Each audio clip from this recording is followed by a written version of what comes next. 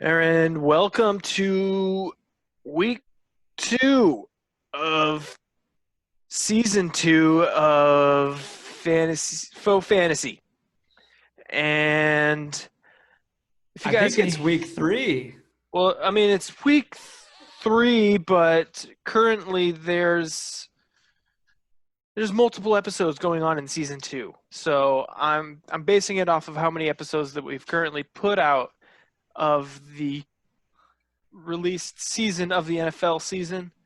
This is episode 2 that we've Uh, got going. uh, Neil, I sure hope the people at home are following you because I certainly was not. Well, we did the preseason, and now we're in the current season. You know. Okay, Neil, I think the people are already asleep at home. So, Yeah. yeah, let's Well, kick things off let's here. go. Whatever Okay. week it is, whatever week it Welcome to is, this episode. welcome, Welcome to this welcome to episode. this episode. Exactly. Well, first things first. One thing that you will notice about this episode is once again our third, uh, musketeer is not here. Mr. Hogan has once again eluded us. People are starting to wonder if he's even real, if he's a figment of our imagination, if the voice that everybody heard in season 1 was even an actual person. Nobody's ever seen the face to the voice, so he could be fake. Joe, you have anything to elaborate? No, the people out there are worried fucking sick, Neil. Yeah, we don't really have an answer for you. We've been trying to get a hold of him. We've been trying to rope him on in, but contract disputes. He's really holding out, and he wants more cheddar. Yeah, I mean, some reports have said he's starting a business. He's starting another business in the cannabis industry. If that's the case, I'd wish him all the best. Unfortunately, Neil, we just don't know what the case is. No idea where he is. We got an outpouring of concern in the OFFL group chat this evening, which Jack Hogan's still in the group chat. There's a member named Jack Hogan in the group chat. Yeah, and a message was sent from that phone, but I'm skeptical if that's actually Jack Hogan. So whether or not it's him, I'm not entirely sure. He could be potentially starting a commune. I've heard that one as well. So it's it's up in the air what he's doing. Your guess is as good as mine. Your guess is as good as mine. So Yeah. Well, we don't know where Nate is. We don't know where Jack is, but we do have an idea where Nate Logue is. He's going to be joining us here shortly. But before he joins us, why don't we just get into the matchups this week? Because I brought up the name Nate Logue. I, unfortunately, was the one who had to go up against Nate Logue this week, and I got beat, Neil. it happens to the best of us, Joe, because we all know that I kind of lost to you the last time everybody heard from me, so losing sucks. It's not fun, but it happens. It does. And, we're still early in the season. Obviously, these games don't have a ton of negative ramifications, but still a little pain in your chest every time you lose. Anybody that's worth a damn in this league doesn't like losing. I'm certainly no exception to that. So let's dive into this game, shall we, Neil?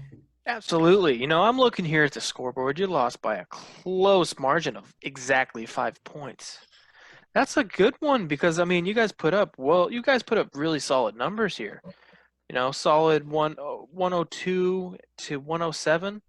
So, by any account, those are winning numbers. So, I mean, you did have a lackluster performance from Leonard Fournette. I can see that. And Deshaun Jackson. Is that Deshaun? Yep, that's Deshaun Jackson.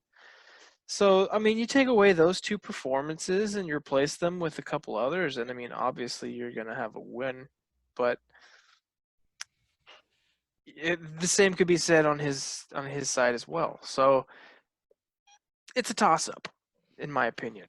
Yeah, it really was, and it was close all the way until the fourth quarter of this Monday night game. Tonight we're recording on Monday the 28th, so that Chiefs Ravens game, it all came down to that, and Edwards-Helaire and Travis Kelce just pulled it out for him, and yeah, congratulations to Coach Logue.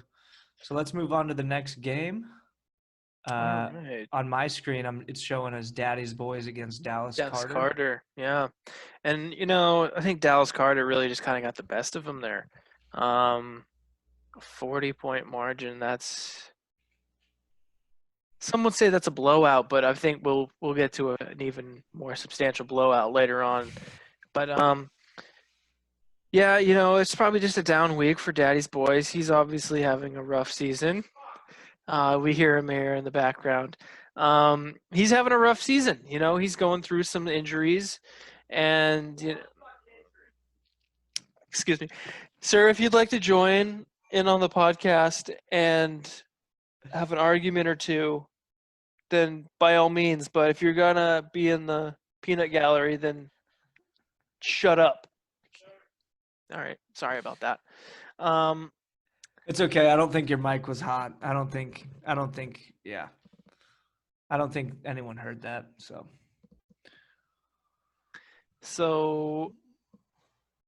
just yeah, you feel for Daddy's Boys and head coach Trey Justin. I mean, he's already begun the season 0-2. He had a chance here to get his first win this week, but going against a tough Dallas Carter team. Yeah. I mean, I just noticed that Dallas Carter's profile picture is an actual photo of the head coach. Yeah. All right. Yeah.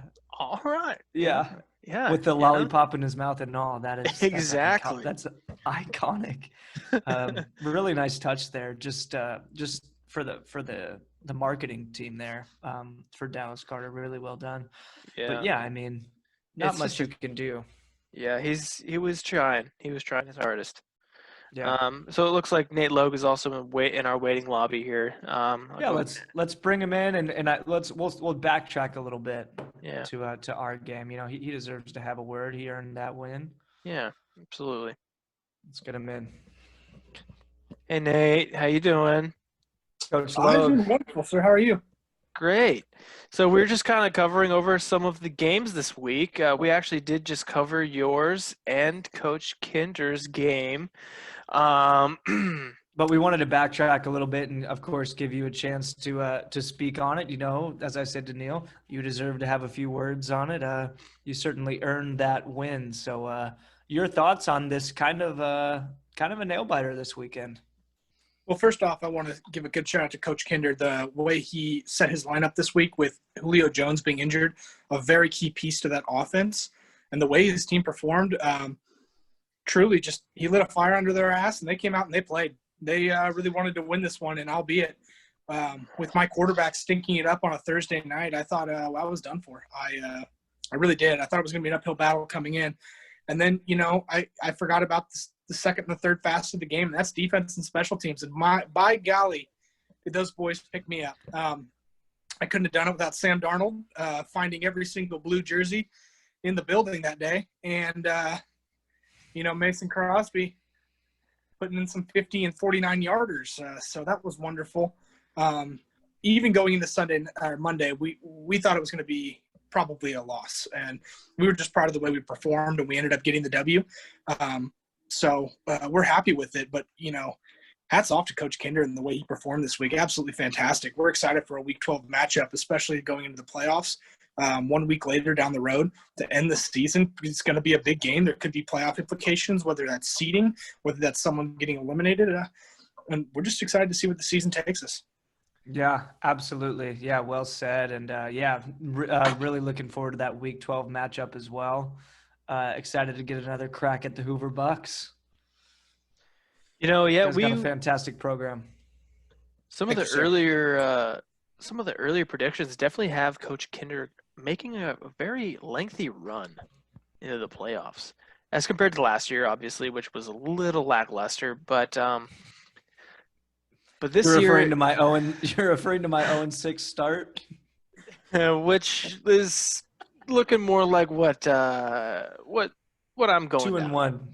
2-1 so far. So what you're that's- going down? Oh, Yeah, no. yeah. Well, Neil, now that you say that, why don't we skip ahead? Let's just get this over with. Let's get to your game here. Self-Reflection Lumberjack, which is the team that you coach and own and manage against Yeah. Mr. Unlimited. So yes. Midway through the game, I did in fact change my team name to Self-Reflection Lumberjack. I did so in part mainly because this Sunday I'm just gonna do a little rewind here for you. I actually had one Rex Burkhead in my flex position instead of one John Brown. And about 15 minutes before kickoff of all of said Sunday games, I go ahead and swap them out, thinking that it's going to be a different situation than what it turned out to be. Instead, John Brown ended up with 0 points, and Rex Burkhead ended up with 27.8. And the final tally for the entire day, I ended up losing by 70.42 points to Mr. Unlimited. The worst loss of my entire life. I am in shambles emotionally. My heart has been shattered into more than 1 million pieces. I'm questioning every facet of my dignity as a man and as an owner. I can't look at myself in the mirror or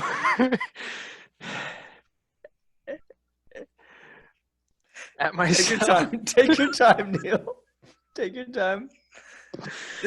If you're wondering, folks, this is why he wears sunglasses. He doesn't need to hide it, but he's a little self-conscious when he cries on the air. It's been a very rough season already so far.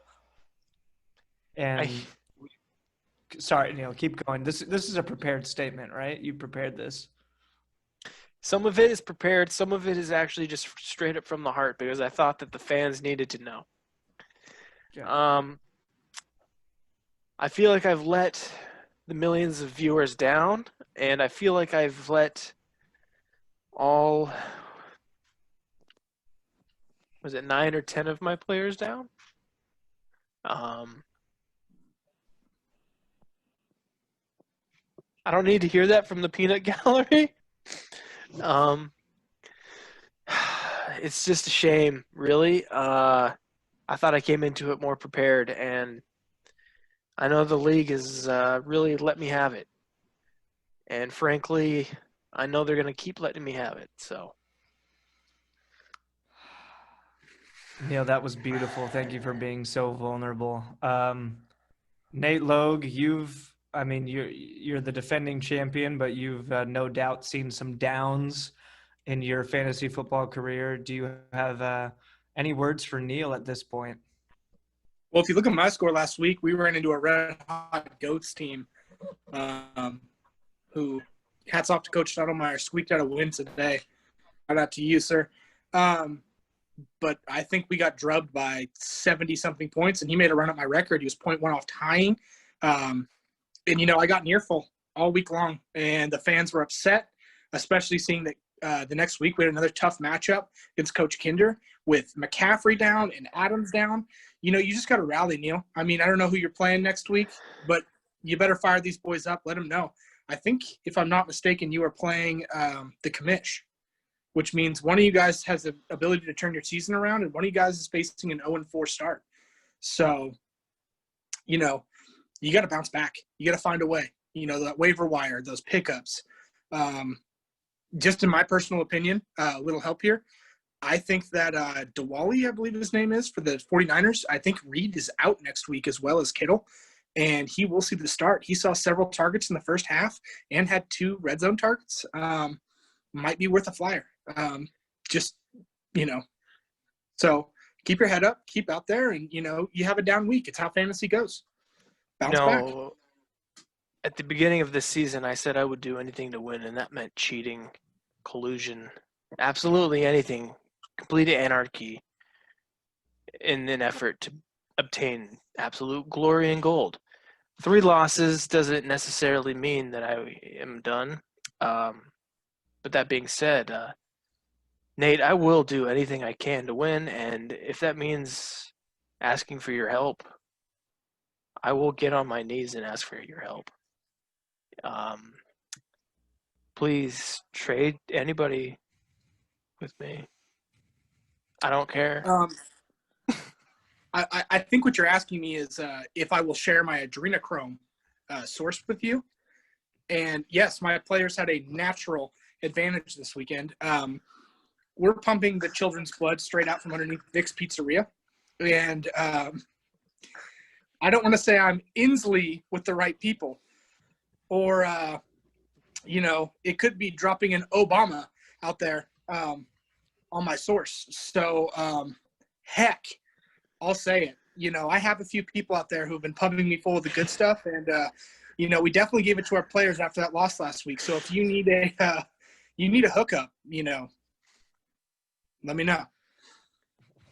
I suck at picking certain players and when they're going to be good and when they're going to be bad.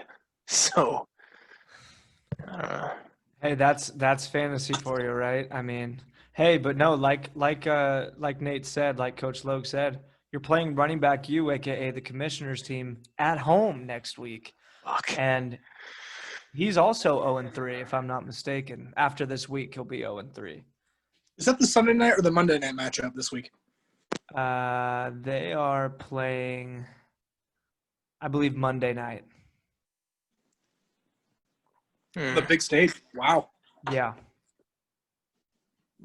So keep that in mind, Neil. I mean, if there was ever a time to grab a win and kind of regroup, it could be right here. So Yeah, I'm definitely going to have hours of homework this weekend, and this is a big week. it's huge. Do you have a birthday coming up next week? Because I know Coach Butcher rode some birthday magic straight to a victory this week, pulling his season out of the tank. So No, I'm a spring chicken. I'm not great at remembering birthdays, but I do remember at least like birthday, keeping them in my head, But I do remember Neil's because it's on a great holiday. 420. What? Am I wrong? Why are you getting so cheeky, Mr. Logue? 420 dudes. push your cheeky after a win. Easy there. Free bird. Anyways, boys, let's keep moving with these matchups. We got a Yeah. couple more. Yeah, we brought up the Commissioner.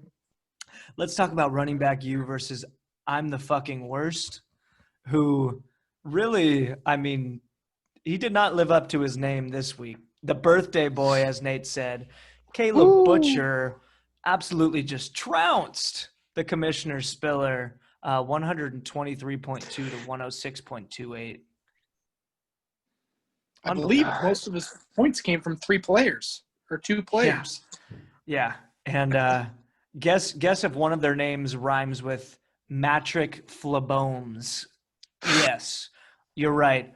40.0 for Pat Mahomes, but hey, according to his mom, don't call him Pat, right? 28.0 for Tyler Lockett and 18.3 for Allen Robinson the second. Ooh. Wow. Oh, and 20 for Austin. How do you even say his name? Eckler? Eckler? Eckler. Wow. Yeah. Jeez. So shows how much I'm paying attention to watching that kid. He can play. 59 yards and 1 rushing touchdown. That's all you need, I guess. um, but yeah, not a bad outing for Commissioner Spiller. 106 points, more points than I scored this week. But still, I mean, it's hard when you're going against a 123.2 outing. So, yeah, Hard to match. yeah, I don't know what else to say about that one, really. Should we He usually move? say first to 100 wins, but this week, the come behind, Mm-hmm. Butch really just gave it to him straight from behind. And Yeah. I think Ran there's it out. any lesson from this week, it's that it ain't over till it's over, right? I mean, how many come from behind wins did we see? I mean, yours wasn't really a come from behind win. You were kind of projected to win that anyways. But I believe the Goats, that was a come from behind win. Moving right? on, yeah. I was gonna So let's move say, right along. how about some Hatfield McCoy's kind of situation going on here? Mr. Stottlemyre, Mr. Johnson, battle of the Cousins. Yeah, absolute nail biter. I mean, my nails are completely gone. I don't know about your guys's. I'm down to the knuckle. I mean, 107.88 to 104.68. It doesn't get much closer than that. Kind of all the way down the lineup too. It's just like every It's- matchup was pretty close. Max kind of found that edge in his defense, I guess, if you're just going to look at it side by side. Yeah, there's really no specific position that stands out. And just kind of grabs the edge over wide receiver U, kind of Yeah. putting him in his place. That was the battles of the one positions or the one seeds in each division. Yep. So Just kind of a grind all the way through. So yeah, let's see if we didn't really check out any teams that left a lot of points on the bench. Sorry, Neil. I mean, we kind of talked about yours a little bit, but well, I mean, that was about it. Justin Jefferson for Max Stottlemyre, that's something he's probably pleased about, having that kind of depth to have for a rookie 23.5. especially. Yeah, absolutely. So that's a bright spot for his bench for sure. So Interesting to see that wide receiver U has 3 quarterbacks on his team. You don't really see that often. whoa. Tom Brady and Ryan Tannehill, along with Mr. Big Ben Roethlisberger. Wow. Not much of a wide receiver university. Yeah, more Seems of like a no key- true number one QB there. Like he's going to rotate, have a different starter every week. Mhm. Hmm. Okay. I mean, Alex has definitely found, Coach Johnson has found a lot of success in his career. So I don't know if I'd question it. Hey, Yeah. who am I to question anything at this point, right? Well, fellas, that takes us through our matchups. Let's move on to another topic that was floated this evening in the OFFL group chat. Pigskin Pick'ems moving forward. Gentlemen, how do we feel about that? Putting a little action on these games. I mean, I'm not opposed, but we all, again, see how successful I am with anything at this point. So, Neil, pull your head out of your ass. Okay, this isn't all about you. All right. but Damn no. it, Neil. Damn it, Neil. This is about the whole league, man. Why don't you give us a little definition of what pigskin pick'ems are, Joe? Well, pigskin pick'ems, I believe it's just essentially you take a matchup, 2 NFL teams playing each other, not 2 fantasy teams, but NFL teams. And well, I think traditional pigskin pick'ems, it's just like you pick who's going to win. But then if you want to get a little fancier, correct me if I'm wrong, guys, then you can have a line, or a spread, and like the team that wins has to cover that, or loses has to cover that spread by a certain amount of points that's set. Otherwise, you don't get your money. Right. So potentially we have this going on within our league. yeah, it was proposed. I mean, it hasn't been confirmed. I mean, the commissioner still has to write in the policy and everything, but He's got a lot on his plate, this commissioner. So I'm wondering if this is even. I mean, we covered the fact that he's probably within mob organizations, so this actually may fall right to the top of what he wants to be doing. Yeah, well, I mean, I can neither confirm nor deny the commissioner's involvement with the mob, but he's definitely got friends in dark places. Let's just say that. And yeah, I agree. Maybe this gambling thing will just be another avenue for him to for him to get his cheddar. I don't know. Speaking of getting cheddar through gambling, one thing that concerns me with the Pigskin Pick'em is, we're in a league with a professional gambler, Alex Johnson, who I believe claimed he had $30K on the line on the Bengals-Browns game. Now, if that doesn't scream problem, I don't know what does. This man's got bookies up, down, left, right, and sideways. He can't take 10 steps without, a bookie asking him what bet he wants to place. So am I willing to put my money down against a professional gambler? I don't know. The rumor is he just comes into the OFFL to coach for fun. He doesn't need the job. He makes enough on the professional poker circuit and, scamming Vegas casinos. We've all seen the movie at 21. Alex, was in that movie, actually, believe it or not. Yeah, that's all true. Yeah, I can confirm that that's all 100% true. He was in the movie. He is a professional gambler. Does not need this head coaching job.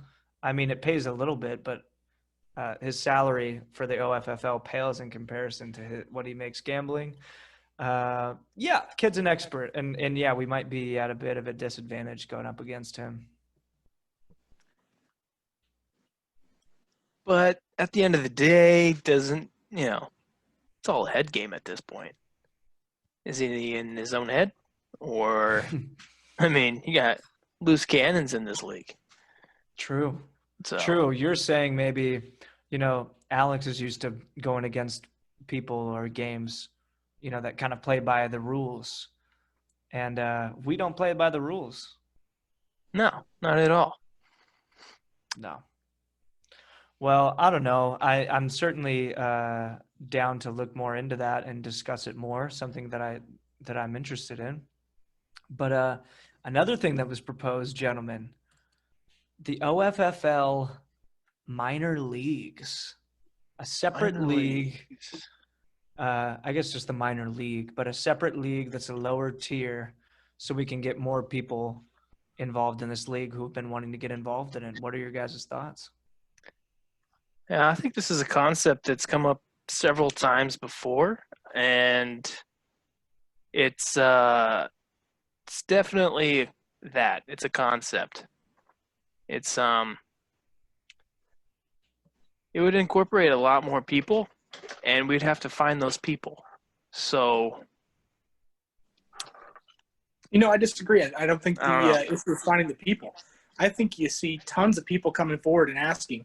Tannis Stock, Trevor Hauser, Jackson Lord, Carson Beck with Strike, seemed interested as well. There are people chomping at the bit to get in the OFFL. You can't stay in the XFL forever.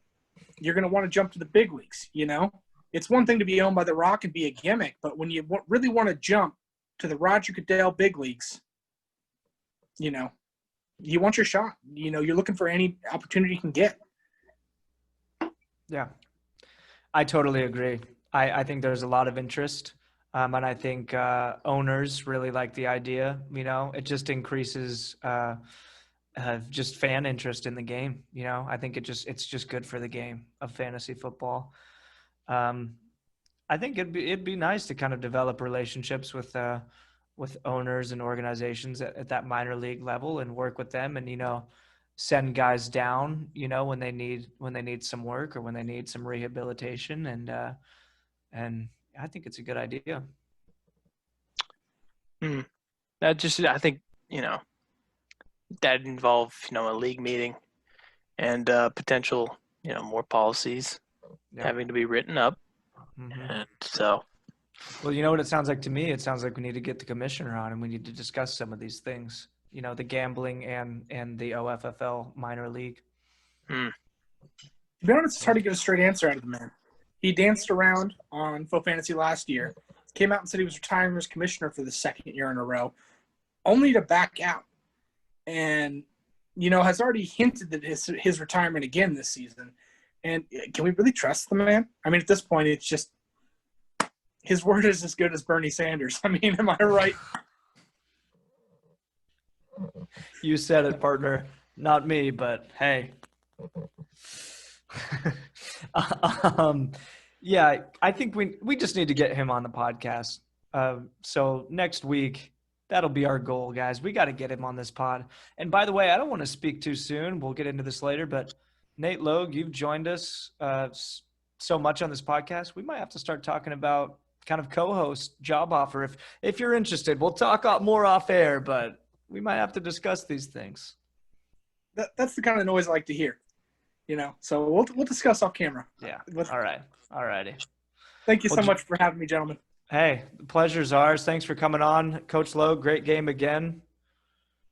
Thank you, sir. Great game to you as well. I will see you all next week for another episode of Faux Fantasy. Yep. Absolutely. Take care, Coach. All right, Neil. I think that's all the time we have. That is all the time we've got tonight. So we will definitely be back next week, hopefully with a little bit more gravitas and hopefully a little bit more people involved in the episode. We're going to try to shoot for a longer episode next week, hopefully with a little bit more segments and people on air. So any final words you'd like to put in there? I don't think so. This was an exciting week of fantasy football, and I'm looking forward to next week. Yeah, look for the news on what happens between me and Mr. Spiller, our commissioner, in this week. Who ends up winning? Because that will be headline news. I might have to drop some dog shit on his front porch or something like that.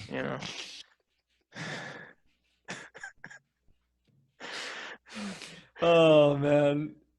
We will definitely be looking for that carefully. Mr. Shea, it's always a pleasure. Thank you so much for joining me as always. I'm Joe Kinder, and we are signing off. This is Faux Fantasy. Alrighty.